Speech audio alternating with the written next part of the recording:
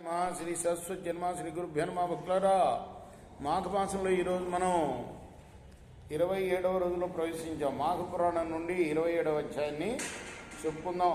గృత్సమద మహర్షి ఇంకా జకున్మునితోటి ఇలా అంటున్నాడు.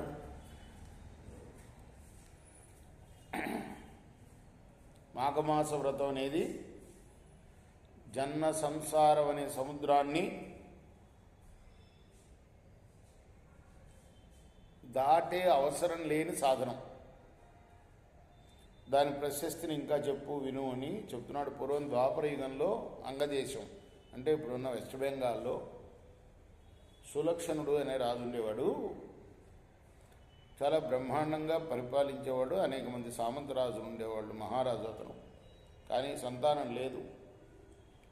మరి విచారిస్తూ ఒకరోజు మున్యాశ్రమాలకు వెళ్ళి మునుల్ని ప్రార్థించాడు. అయ్యా, నాకు సంతానం కలిగేటట్టుగా మీరు చేయండి అంటే, ఆయన నువ్వు గత జన్మలో మాఘమాస వ్రతం చేశావు, కానీ పెద్ద సంపన్నుడు అయినప్పటికీ మాఘ సప్తమి రోజున కూష్మాండ దానం చేయలేదు. కూష్మాండం అంటే ఆసనం. ఇదివరకు కూడా ఒకటి వచ్చింది ఇటువంటిదే, ధర్మ సూక్ష్మం. ఏంటది? పౌర్ణమి రోజున పాయస ప్రసాదం నివేదించాలట. ఈ మాఘమాస వ్రతంలో ఈ రెండు గుర్తుపెట్టుకోవాలి. మనకు వచ్చిన కథల్లో దాన్ని బట్టి మాఘ సప్తమి రోజున అంటే రథ సప్తమి రోజున కూష్మాండదానం చేయాలి. అది చేయనందువల్ల నీకు ఈ జన్మలో సంతానం లేకుండా పోయిందయ్యా అంటే, అయ్యా మీరు ఎలాగైనా మార్గం చెప్పండి అని అంటే, వాళ్ళు ఒక పండునిచ్చారు. నీ భార్యలకి సంతానం కలుగుతుంది.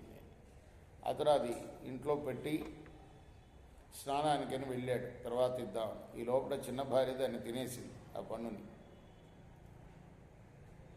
మునులు చెప్పినట్లే గర్భవతి అయింది. ఈ సంగతి తెలిసిన సౌతులందరూ కూడాను ఆమెకు విషం పెట్టారు. కానీ ఆ విషయం ఆ పిల్లవాడికి ఆ మునుల ప్రభావం వల్ల సోకల.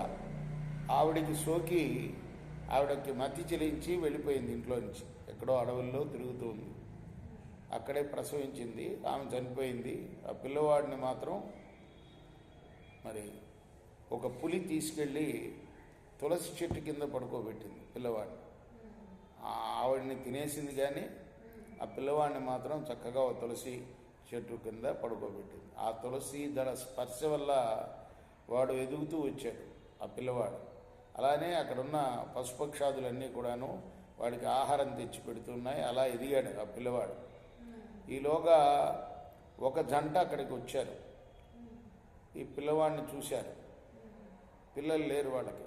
వెళ్ళి ఇంటికి వెళ్ళి పెంచుకుందామని పెంచుకుంటూ ఉంటే అక్కడ కూడా అదే కథ. ఇద్దరు భార్యలు ఉన్నారు ఆయనకి. ఇద్దరు భార్యలు కొట్లాడుకుంటాం మొదలుపెట్టారు. నాకేమంటే నాకేవు పిల్లవాడిని. అప్పుడు పెద్ద భార్య ఏం చేసింది? తీసుకెళ్ళి మళ్ళీ అడవిలో దించేసింది పిల్లవాడిని.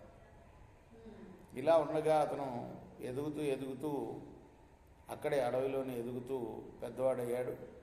పెద్దవాడు అయిన తర్వాత అశరీరవాడిని పలికింది ఆకాశవాణి. ఆయన నువ్వు చిన్నతనంలో తులసి స్పర్శ వల్ల పెరిగావు కాబట్టి నువ్వు మహారాజు అవుతావు ముందు ముందు అంటే, ఈలోగా కొంచెం పెద్దవాడు అయిన తర్వాత వెతికి పట్టుకున్నారు రాజు సేవకులందరూ.